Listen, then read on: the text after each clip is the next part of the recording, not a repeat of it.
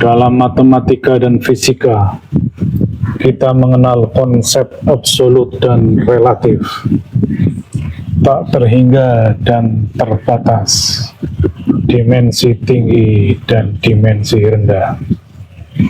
Maka pertanyaannya, mungkinkah Tuhan yang Maha Absolut dan tak terhingga itu hadir dalam alam realitas dunia ini? Mungkinkah manusia yang hidup dalam sistem ruang dan waktu bersifat relatif dan fana bisa terhubung dengan Tuhan tanpa adanya ultrastruktur penghubung antar dimensi? Jika alam ini bagaikan sistem koordinat 4 dimensi, maka Tuhan berada pada spektrum metadimensi, dimensi mutlak yang melampaui seluruh hukum fisika. Dan dalam diri manusia ada satu unsur yang tidak relatif, yaitu ruh, partikel mutlak yang berasal dari ilahiyah. Dan hanya melalui ultrastruktur, sistem penghubung antara dimensi baharu dan dimensi kodim, manusia memungkinkan terhubung dengan Sang Maha Mutlak. Kembali hadir Mbah Mun Ajat Karimullah dalam channel Tasawuf dalam perspektif ilmiah eksakta. Setelah sekian lama absen, kami sekarang hadir dengan metode baru, mengingat ilmu tentang rohani itu tidaklah mudah, sehingga kami memerlukan alat bantu dalam bentuk slide-slide yang memungkinkan bisa lebih mudah untuk menjelaskannya. Kami adalah pelaku tarekat arwah atau tarekat kodim yang tentu fokus bahasannya adalah pada ruang-ruang yang sifatnya ruhania. Dan tujuan utama kami adalah mubakhulu fisilmi kafah. Masuklah ke dalam Islam secara kafah, beragamalah secara kafah, yang lahiriah maupun yang ruhaniah, yang jasmani dan yang ruhani. Pemirsa dimanapun berada, bahasan kali ini merupakan sesuatu hal yang sangat fundamental yang menjadi misteri manusia sepanjang peradaban kehidupan ini, yakni tentang ketuhanan. Kita seringkali mendengar di sekitar kita orang-orang dengan mudah menyatakan kedekatannya dengan Tuhan. Oh, Tuhan menjawab doa saya. Oh, pasti itu dikabulkan oleh Tuhan. Insya Allah nanti kita akan bersamanya, dan seterusnya dan seterusnya. Namun pertanyaan yang paling dasar, kita yang hidup di alam materi yang relatif ini, bagaimana mungkin bisa bersambung dengan Tuhan yang berada di alam tak terbatas, absolut dan infinity? Baiklah, untuk mempermudah penjelasannya, kami mencoba menampilkan sebuah slide, yaitu terkait dengan dimensi ketuhanan. Bahwa secara sederhana, dimensi ketuhanan ini dapat kita bagi dalam 3 bagian. Yang pertama yaitu alam ketuhanan atau alam maha, alam yang tidak terdefinisi dan tidak terdeskripsi. Itulah alam maha kodim, alam maha mutlak, alam maha metafisika. Disebut alam maha kodim karena ia melampaui batasan-batasan yang dapat dipahami oleh manusia. Di alam maha kodim tersebut, Tuhan sifatnya adalah laisa kamitslihi syai'un, sebagaimana Quran surat Asy-Syura ayat 11, dan walam yakullahu kufuwan ahad. Konsekuensi dari kedua ayat tersebut yaitu Tuhan tidak dapat dideskripsikan, tidak dapat didefinisikan, tidak dapat diabstraksikan, tidak dapat diilustrasikan. Oleh karenanya, Tuhan di alam ketuhanan ini, di alam Maha Qadim ini, di situ tidak ada nama, tidak ada sifat, tidak ada af'al, dan tidak ada zat. Bagaimana mungkin sesuatu yang laisa kamitslihi syai'un, yang berbeda dengan segala sesuatu, yang tidak terdefinisi dan tidak terdeskripsi, ia bernama, ia mempunyai sifat, dan ia berzat. Jadi jelas Tuhan di alam ketuhanan, di Arsy, di Maliki Yaumiddin, di puncak alam akhirat, dia tidak dapat didefinisikan dan tidak dapat dideskripsikan. Sebagaimana maqal masyhur para sufi, jangan sembah namaku, jangan sembah sifatku, jangan sembah af'alku, jangan sembah zatku, sembahlah aku. Makalah tersebut mempunyai makna yang amat dalam, yang menggambarkan bahwa kita manusia di alam realitas ini tidak mungkin menjangkau alam tersebut. Dan selanjutnya di alam yang lebih rendah lagi adalah alam intermediate, yaitu alam yang menghubungkan antara Tuhan yang sifatnya laisa kamitslihi syai'un, yang maha mutlak dan maha absolut, dengan alam dunia, alam yang relatif, alam yang fisik, yaitu yang terikat oleh hukum ruang dan waktu. Itulah alam intermediate atau alam qadim. Berbeda dengan alam maha qadim, namun pada prinsipnya adalah sama, hanya kadarnya yang berbeda. Kalau alam ketuhanan adalah alam maha qadim, maka alam intermediate adalah alam qadim. Di situ adalah alam nur, alam ruh, alam cahaya, alam partikel gelombang, atau dalam ilmu fisika disebut dengan alam metafisika. Di alam tersebut, Tuhan pun mempunyai representasinya. Representasi Tuhan di alam qadim adalah berbentuk ruhani Rasul, yang merupakan entitas qadim. Dan kemudian ada malaikat yang mengurus segala urusannya, dan kemudian ada pula di situ kalam qadim, lauh mahfuz, dan sebagainya. Pada intinya, alam ini adalah alam partikel dan gelombang, atau dalam bahasa fisikanya adalah partikel subatomik, di mana di situ tidak ada materi, tidak ada huruf, dan tidak ada kata. Oleh karenanya, kalamullah di situ bentuknya kalam qadim, yang masih dalam wujud ruh dan partikel gelombang. Dan di alam tersebut juga berfungsi sebagai tali wasilah, yaitu sebagai router rohani, sebagai penghubung, sebagai adaptor dimensional, yang mengadaptasi antara dimensi Tuhan yang Maha Qadim dengan alam dunia ini yang relatif. Dan di situ juga terdapat frekuensi ilahiyah. Itulah alam intermediate. Dan kemudian di alam relatif, alam dunia ini, alam baharu, alam fisik, alam yang dapat dipahami secara akal rasional, alam yang bisa terbaca oleh pembaca virtual kita, oleh panca indera kita, secara empiris akal bisa memahaminya. Itulah alam dunia ini.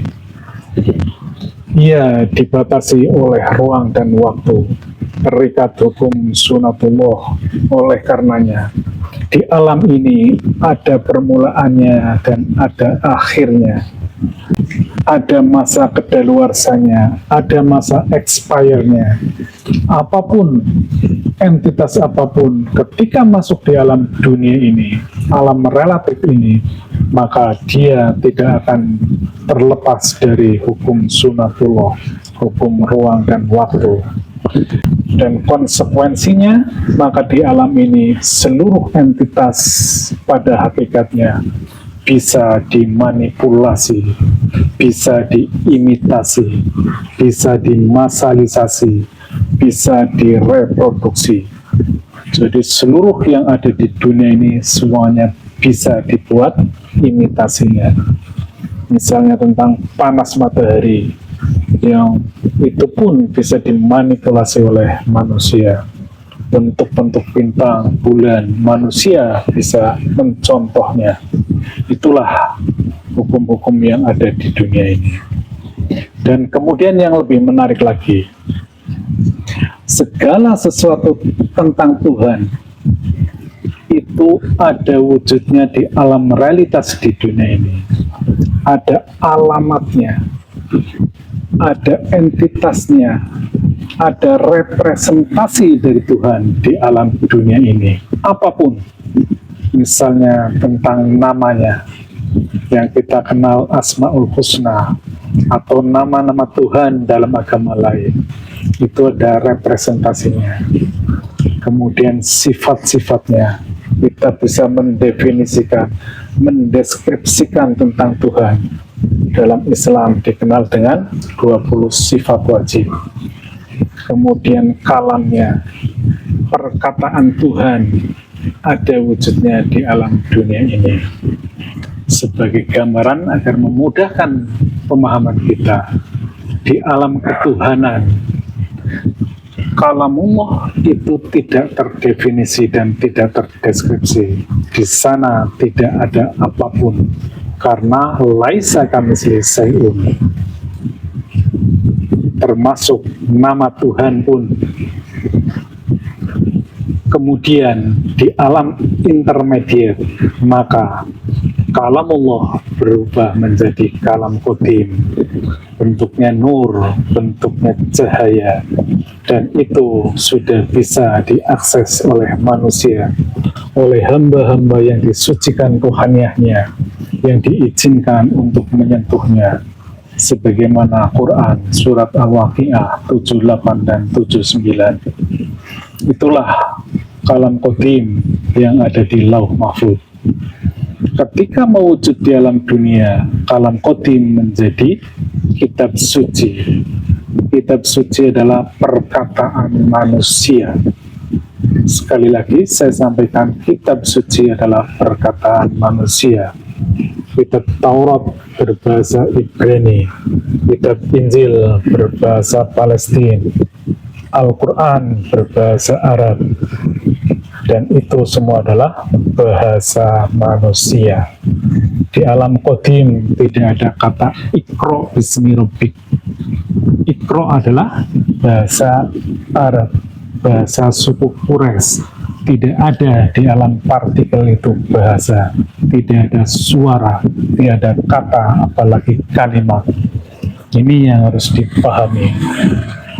Bahkan kalau kita cermati, nama-nama Tuhan itu sesungguhnya sebutan dari manusia.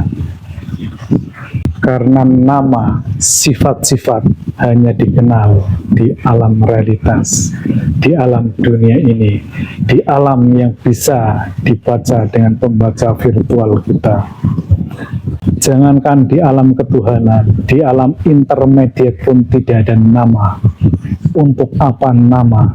Untuk apa suara? Untuk apa bahasa? Dan seterusnya. Dan yang lebih menariknya lagi, ternyata sosok Tuhan di dunia ini pun ada representasinya. Sebagaimana yang tadi saya sebutkan, hamba-hamba yang disucikan, yang selalu Allah hadirkan di dalam dunia ini sebagai perwakilannya. Karena Tuhan yang laisa kamitslihi syai'un, yang maha mutlak, tidaklah mungkin berada di alam relatif ini. Atau secara lebih tegas saya sampaikan, ada Tuhan langit dan Tuhan bumi. Tuhan langit itulah yang laisa kamitslihi syai'un, yang tidak dapat dipikirkan, dibayangkan, dan diabstraksikan. Sedangkan Tuhan di bumi adalah manifestasi perwujudan Tuhan di alam realitas ini. Kita mengenal Nabi, itulah perwujudan Tuhan di dunia ini. Dan yang paling perlu kita pahami, bahwa setelah nubuah berakhir, setelah kenabian tidak ada, maka Tuhan selalu mengirimkan hamba-hamba yang disucikan ruhaninya untuk selalu menjaga fungsi-fungsi kerasulan dan fungsi-fungsi pewahyuan. Jangankan kita untuk dapat bersambung dengan Tuhan, bahkan Tuhan pun ketika ingin berbicara kepada makhluknya, dia memerlukan ultrastruktur. Itulah yang namanya tali wasilah, yaitu sebuah sistem kebersambungan rohani antara manusia di dunia ini dengan Tuhan di alam Maha Qadim melalui alam intermediate, melalui rohani Rasul selaku adaptor dimensional. Dia yang mengadaptasi manusia di dunia ini dengan Tuhan di alam Maha Qadim.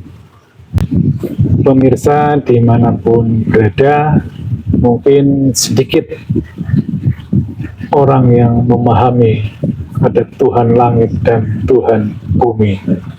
Bahkan ini sering menjadi polemik antar agama. Untuk itu, mari kita coba melihat dalil terkait dengan ultrastruktur ilahiyah. Yang pertama adalah Quran surat Al-Jatsiyah ayat 36.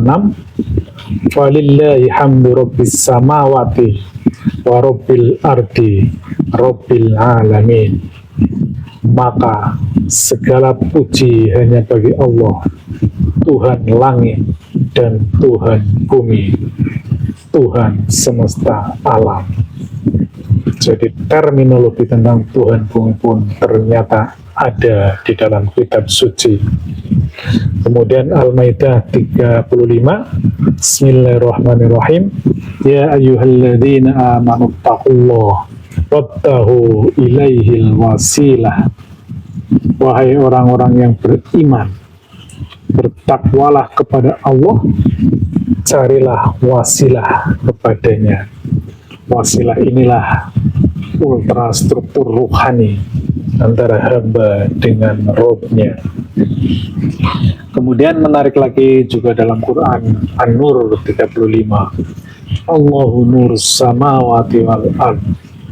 Allah cahaya langit dan bumi. Jadi sudah sangat jelas, Allah cahaya langit itu adalah representasi Allah ada di alam intermediate, tetapi dia bukan Allah yang laisa kamitslihi syai'un. Dia ada dalam alam ruh. Dan bumi berarti representasi Allah yang ada di alam dunia ini. Kemudian di akhir ayat ini juga menarik, nurun ala nur, cahaya di atas cahaya. Allah memberi petunjuk menuju cahayanya kepada orang yang dikehendaki, dan ternyata petunjuknya pun dalam bentuk cahaya. Namun harus hati-hati, cahaya ini adalah cahaya di alam intermediate, di alam qadim, bukan cahaya yang sebagaimana kita lihat di alam realitas. Ini catatan pentingnya. Kemudian dalil terkait sang penerima di dunia ini, transmitternya. Ternyata ada hadis yang menyatakan innallaha khalaqa adama ala surah. Sesungguhnya Allah menciptakan Adam sesuai dengan bentuknya. Dan ini kalau dilihat tafsirnya, maka tafsirnya akan kesana kemari. Padahal ini sudah sangat jelas, sangat mudah apabila kita memahami dimensionalnya. Benar, Tuhan tidak bisa dibayangkan dan tidak bisa diabstraksikan ketika Ia adalah laisa kamitslihi syai'un, ketika Dia berada di alam ketuhanan di atas ars, tetapi wujudnya di dalam alam realitas di dunia ini adalah menyerupai Adam. Adam adalah manusia. Jadi sudah jelas representasi Tuhan di dunia ini bentuknya manusia, bukan gunung, bukan laut, bukan bintang, bukan matahari, melainkan manusia. Dan selanjutnya menarik juga kalau kita lihat At-Taubah 128. Laqad ja'akum rasulun min anfusikum, yang artinya sungguh benar-benar telah datang kepadamu seorang rasul dari kaummu sendiri. Namun dalam perspektif tasawuf ilmiah eksakta, rasul adalah rohani, dia makhluk rohani, dia qadim, dia yang ada di alam intermediate. Rasul ketika mewujud di alam dunia ini, maka dia menempati jasad manusia. Jadi, tolong dicermati, ketika rohani Rasul mendiami alam dunia ini, dia berada di balik jasad seorang manusia. Pada zaman kenabian, dialah seorang nabi. Di balik nabi atau ruhani nabi adalah rasul, karena beliau berfungsi sebagai utusannya, utusan dari Sang Maha Mutlak untuk dapat diterima, dapat dipahami di alam realitas di dunia ini. Dan tidak hanya itu, ternyata banyak sekali manusia-manusia atau hamba-hamba yang disucikan rohaninya yang ditempati oleh rohani Rasul. Dia bisa sang ulil amri minkum, dia bisa sang ulama warasatul anbiya, dia juga bisa bernama walia mursida. Karena dia entitas duniawi, dia terikat oleh hukum ruang dan waktu. Makanya Nabi, Rasulun min anfusikum, ulil amri minkum, walia mursida, al ulama warasatul anbiya, semuanya ada umur teknisnya, semuanya akan berakhir, semuanya akan mati dan digantikan oleh penggantinya. Sebagai pelengkap saya tambahkan An-Nisa 59, ya ayyuhalladzina amanu atiullaha wa atiur rasul wa ulil amri minkum. Wahai orang-orang yang beriman, taatilah Allah dan taatilah Rasul serta ulil amri di antara kamu. Allah di sini adalah yang laisa kamitslihi syai'un di alam maha qadim. Rasul adalah ruhani di alam qadim, dan ulil amri minkum di antara kamu, berarti dia di dunia ini, dan dia selalu berganti-ganti. Kemudian di Al-Kahfi ayat 17 di bagian akhirnya, may yahdillahu fahuwal muhtad wa may yudlil falan tajid lahu waliyan mursida. Siapa yang Allah memberinya petunjuk, dialah yang mendapat petunjuk. Siapa yang dia sesatkan, engkau tidak akan menemukan seorang waliyan mursida. Itulah entitas manusia di dunia ini yang melaksanakan peran ketuhanan yang selalu ada di setiap zaman. Dan kemudian yang terakhir adalah Quran surat An-Nas ini adalah sangat menarik, namun karena ini perlu pemahaman yang mendalam, saya akan bacakan saja, akan kita urai di lain kesempatan. Qul a'udzu birabbin nas, malikin nas, ilahin nas. Katakanlah, aku berlindung kepada Tuhan manusia, malikin nas, raja manusia, ilahin nas, sembahan manusia. Menarik kalau kita cermati dan kita elaborasi, namun di lain waktu kita akan coba gali lebih dalam lagi tentang An-Nas. Pemirsa dimanapun berada, ada beberapa poin kritikal yang perlu saya sampaikan. Yang pertama, manusia atau seluruh entitas dunia yang relatif ini mungkinkah terhubung dengan Tuhan yang ada di alam mutlak, yang amat berbeda secara dimensional? Ternyata tidaklah mungkin. Sebagaimana Quran surat Asy-Syura 51, tidak mungkin Tuhan berkata-kata langsung dengan manusia kecuali melalui pewahyuan, melalui kerasulan atau utusannya, dan di balik hijab. Kemudian poin yang kedua, Tuhan di alam maha mutlak.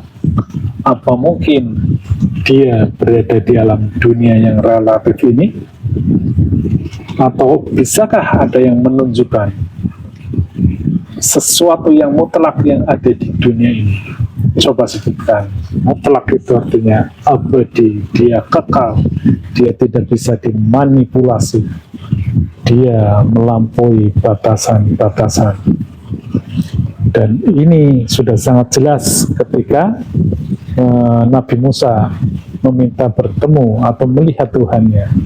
Jangankan melihat Tuhannya, bahkan hanya melihat pantulannya di Bukit Tursina saja langsung hancur. Artinya Tuhan yang laisa kamitslihi syai'un mana mungkin berada di alam relatif ini. Hal ini nanti akan kita urai dalam episode khusus, yaitu terkait dengan kausalitas dimensional. Karena masing-masing dimensi mempunyai kausalitasnya sendiri. Kita sering sekali mengacak-acak pemahaman kita di alam realitas, tetapi menduga sesuatu di alam yang maha.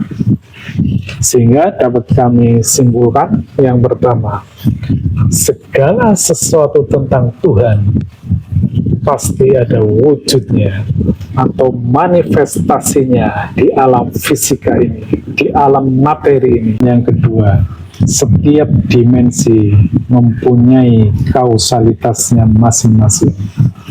Dimensi Maha Qadim mempunyai hukum sendiri, dimensi Qadim mempunyai kausalitas sendiri, dan dimensi alam realitas mempunyai kausalitasnya sendiri. Kemudian, segala sesuatu tentang Tuhan adalah benar jika sesuai dimensinya. Sebaliknya, segala sesuatu tentang Tuhan pasti salah jika tidak berada pada dimensinya. Contohnya, kita menyatakan Tuhan laisa kamitslihi syai'un, tetapi kita berada dalam kesadaran jasmania, kesadaran yang relatif yang di dunia ini, kesadaran akal rasional. Kita menyatakan laisa kamitslihi syai'un, pastilah salah besar. Bagaimana mungkin Tuhan laisa kamitslihi syai'un di alam realitas ini? Karena ternyata Tuhan bernama, Tuhan bersifat, Tuhan berafal. Itu saling menafikan. Contoh lain, Al-Muhit, Tuhan meliputi segala sesuatu. Kalau ini dipahami di dalam realitas, maka semuanya menjadi Tuhan.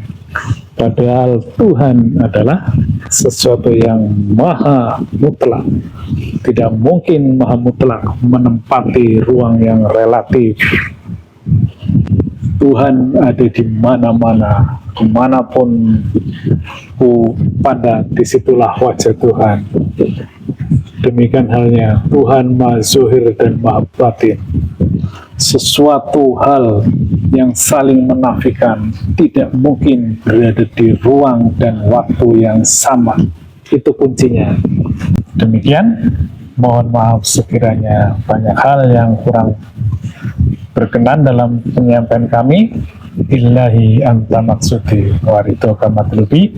Wassalamualaikum warahmatullahi wabarakatuh.